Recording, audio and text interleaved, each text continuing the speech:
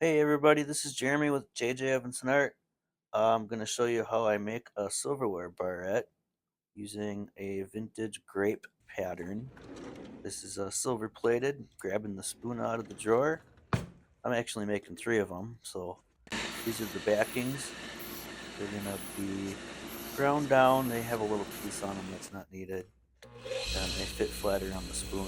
So here I'm polishing the edges so everything's nice and smooth, no sharp edges on anything. Get them all nice and cleaned up.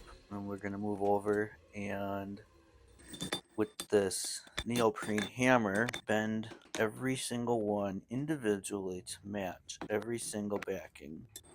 Not every single one is going to be the same, so it's trial and error. Do your best judgment. Not too big, not too small. Each piece of silverware bends differently, so get them all the size, mark it with the pencil, grab the bolt cutters, mark it, cut it right on the mark, and then do one last test and tune on everything, make sure it's all good. They can be a little finicky. You'd think using all the same pattern it would all be the same, but each one's different. So here we're belt sanding every single barrette and then polishing them on the buffing wheel here. Get them all nice and polished. And bring it in and put it in. This is a tarnish dip. Take the tarnish off, and then you rinse that off. Put them in the tumbler. That was a heart mini heart fork. That's on a different video short that's uploaded on my channels. So this is a brass bristle brush. Every single one needs to get brushed. All the little nooks and crannies. You got to get all of the little the dirt and any tarnish in deep spots. Get it all bare metal. You don't want to take the silver plating off, but as good as you can go. Throw them in the tumbler for 20 minutes. Take everything out. Rinse it off really good. Make sure it's all polished nicely. And then you dry everything. You don't want to leave any residue of water or vapor or mist on anything because it'll tarnish. So dry them all. This is what that heart fork hook looks like when it's done. But now you match up all of the backings.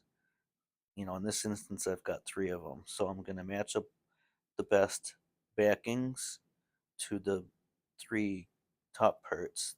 Everything needs to match as close as possible. The glue is going to fill in the gaps, but you want to make sure it's as close as you can get them. So these are some I did the day before. Friendship pattern and April pattern. Those are also in my Etsy shop. So I use the E6000 adhesive. It's good stuff.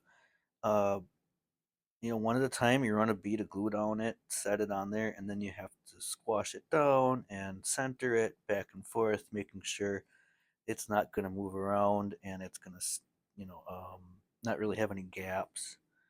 And get it as tight and good as you can without the glue squishing out. Kind of a slow, tedious part. You got to take your time with it. But like here, I got to fill in the gap a little bit on the ends. But you get them all inspected for the last time till the next day. They have time to cure. Go through, pop them all open, close them up, make sure they're all good, and then you can do a photo shoot. This is the photo shoot right here showing what they look like when they're all done, and those are ready to be shipped out. So pretty cool. I really enjoy doing this. Thank you for watching. You can check out my Etsy shop, jjevensen.etsy.com, and please like, comment, and subscribe. And I have a full website, jjevensenart.com.